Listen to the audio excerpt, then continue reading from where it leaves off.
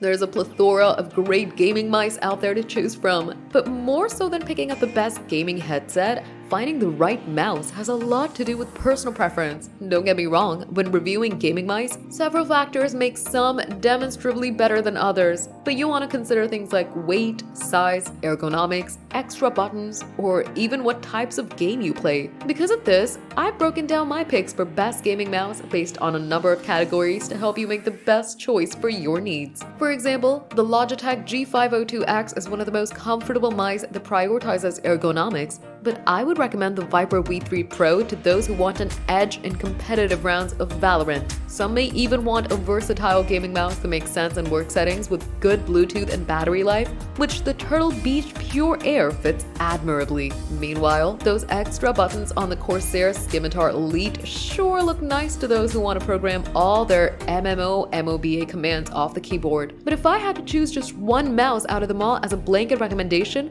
the DeathAdder V3 Hyperspeed from Razer gets my vote. Throughout this guide, I break down my hands-on experience with each of the gaming mice I recommend to showcase why I think they're right for the category. The DeathAdder has been Razer's flagship mouse for nearly 2 decades, and for good reason. From iteration to iteration, DeathAdder has historically struck a balance between style, ergonomics, and performance, and the V3 Hyperspeed is the best version yet. Surprisingly, Razer went with a more nondescript look for this model. It has no RGB lighting and only sports a low-key Razer logo at the palm area. But I dig the sleek look, and it lets the rest of the mouse speak for itself. The springy, responsive clicks of both the left and right mouse buttons are great for gaming. Its side buttons are properly shaped and positioned to make them easy to use in intense situations, and the 26K optical sensor is plenty accurate for precision aiming in the competitive scene. It also gets a number of small things right, such as the grippy smooth touch texture and slight contours that make it easy to whip around in frantic firefights. If you're really tight on money but need to either upgrade from a standard office mouse or replace an aging gaming mouse without breaking the bank,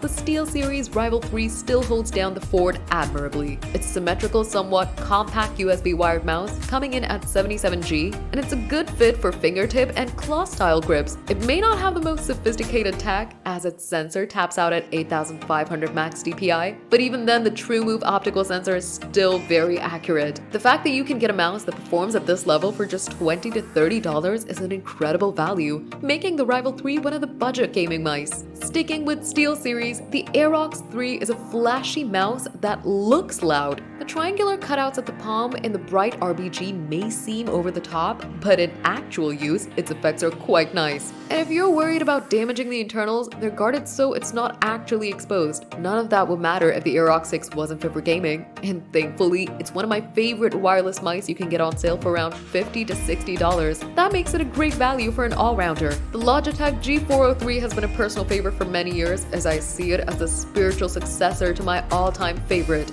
the MX518 from decades ago. Its grooves and super grippy rubberized texture on the sides makes it easy to pick up and swipe around, despite it being a bit on the heavier side of mice. One thing I've always loved about it more than even brand new top-line mice is the chunky and clicky side buttons. This makes them easy to use and distinguish from one another, which is helpful since I use them often. Logitech G703 Hero is kind of an easy pick considering the praise I gave the Logitech G403. That's because the Logitech G703 is essentially the same mouse but wireless. It shares the same dimensions as its wired counterpart, save that it weighs a bit more because of the battery, but you get all the same high performance tech and ergonomic upside just without the wire.